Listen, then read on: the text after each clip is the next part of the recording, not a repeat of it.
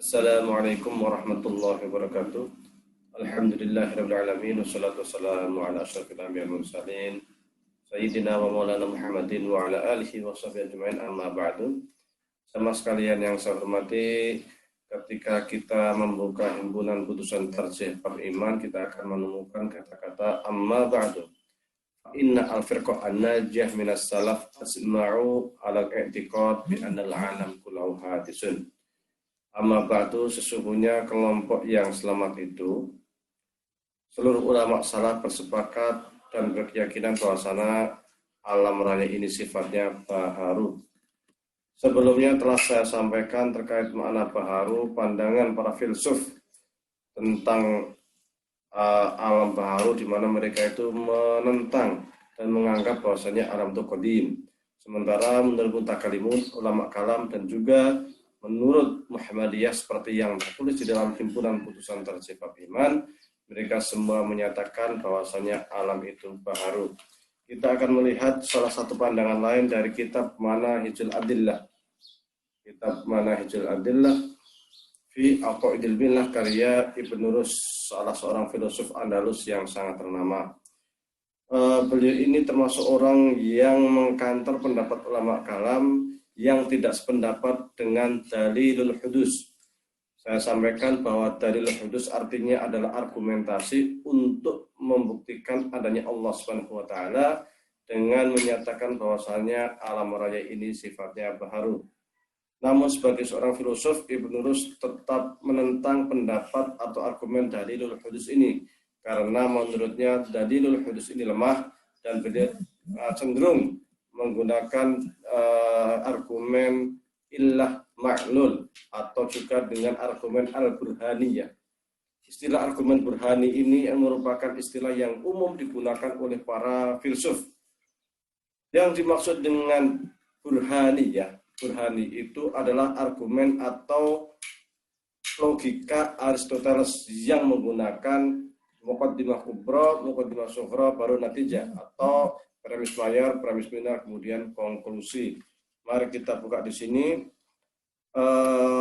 Ibnu Rus mengatakan wa amal asy'ariyah, adapun orang-orang asy'ariyah itu fa innahum ra'au anna tasdiq bi wujudillahi tabaraka wa ta'ala, bahwasanya untuk membuktikan keberadaan Allah Subhanahu wa taala itu la yakunu illa bil akli, hanya dapat dilakukan dengan akal. Lakin salaku fi dzalika turuqan laysa hiya turuq asy-syar'iyyah allati nabbaha Allahu 'alaiha. Namun sayangnya orang-orang Asy'ariyah itu menggunakan argumentasi yang tidak sesuai dengan hukum syariat menurut Ibnu Rus. Wa da'an nas ilal iman bi min qibaliha, dan Asy'ariyah menyeru kepada semua manusia supaya mereka itu menerima argumen tersebut. Wa dzalika anna tariqatum al-masyhurah anbanat ala bayani anal alam hadisun.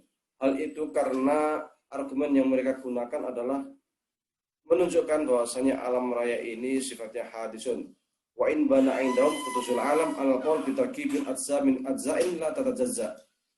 Terkait dengan baharunya alam raya ini, yang argumen yang digunakan adalah terkait dengan benda, dan bahwasanya benda ini terdiri dari bagian-bagian yang pada ujungnya akan sampai kepada satu bagian yang tidak dapat dipecah-pecah. Jadi ketika ada benda, kita kecilkan, maka pada akhirnya kita akan sampai kepada sebuah benda yang tidak dapat dibagi-bagi lagi.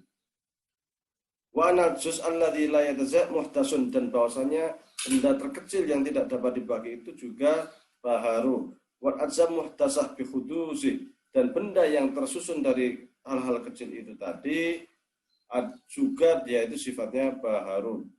Wa tariqatuhum allati salaku fi bayani khudusil juz'il ladzi la yataza' wa alladzi yusammunahu al-jawhar al-fard. Jadi benda terkecil yang tidak dapat dikecilkan lagi itu mereka sebut dengan istilah atom.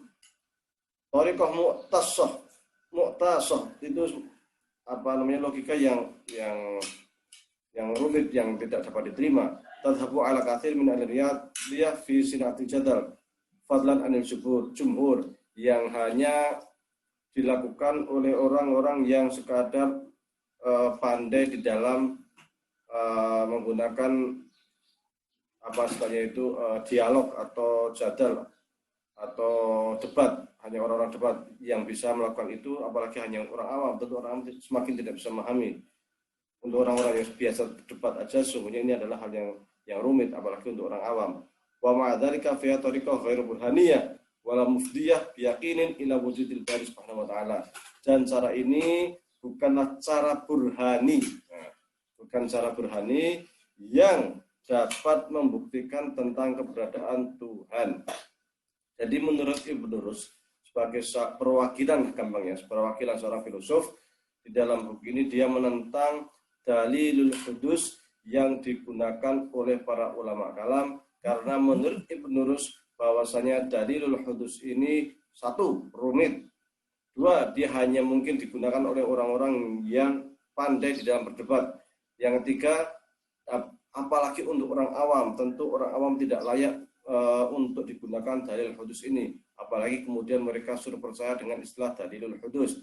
Kemudian seterusnya menurut Ibnu Rus bahwasanya dalilul hudus ini tidak sesuai dengan hukum syariat. Wa dzalika anna idza faradna anal alam muhtasun lazama kama yaquluna ayyakuna lahu wa la fa'ilin muhdisin. Menurut Ibnu Rus bahwasanya ketika kita berkeyakinan bahwasanya alam itu baharu, maka kita juga harus berkeyakinan bahwa baharunya alam itu membutuhkan zat yang membaharui lagi. Walakin yu'rad fi wujudi hadzal muhtas syakkun laysa fi quwwati sina'atil kalam al-infisar anhu wa dzalika anna hadzal muhtisin lasna nuqaddir an naj'alahu azaliyan wala muhtisan amma kaunu muhtasan fali annahu yaftakiru ila muhtisin wa dzalikal muhtis ila muhtisin wa yamuru al-amru ila ghairi nihayatin wa dzalika mustahil.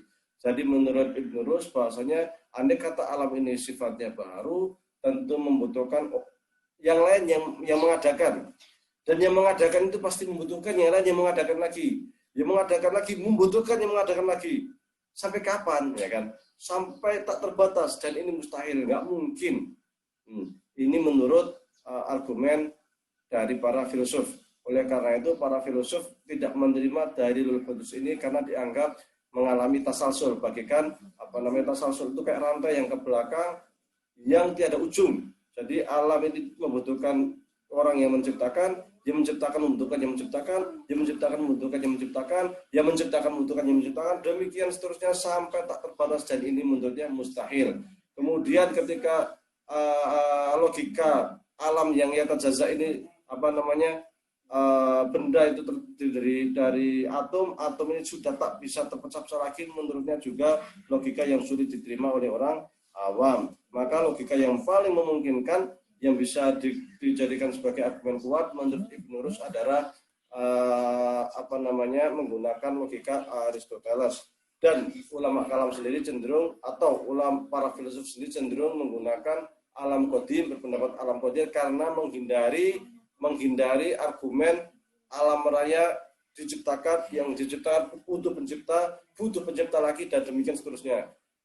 Untuk menghindari tasalsul inilah, sifat berantai inilah, maka mereka berpendapat bahwasanya alam ini qadim, yaitu Allah itu wajibul wujud, dia harus ada. Dari keberadaan Allah ini, yang Allah itu merupakan akal awal, istilahnya itu akal pertama, maka muncullah kemudian akal kedua, akal ketiga, dan sebagainya, sehingga muncullah alam raya ini.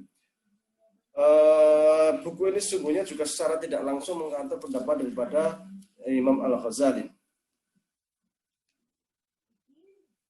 Allahumma illa law salamu annahu yujad fi'lun hadisun an fa'ilan qadim fa inna maqul la buta ayyat ala bi fi'lul fa'il wa hum la yuslimuna dzalik fa inna min usulihim anal muqarin lil hawadits hadis. Nah, ini menurut pendapatnya Ibnu Rus, kecuali jika mereka itu menurutnya ulama kalam itu mempercayai terkait dengan sesuatu yang sifatnya qadim. Tetapi argumen ulama kalam adalah bahwa sesuatu yang hadis itu membutuhkan pencipta, pencipta membutuhkan pencipta, pencipta membutuhkan pencipta.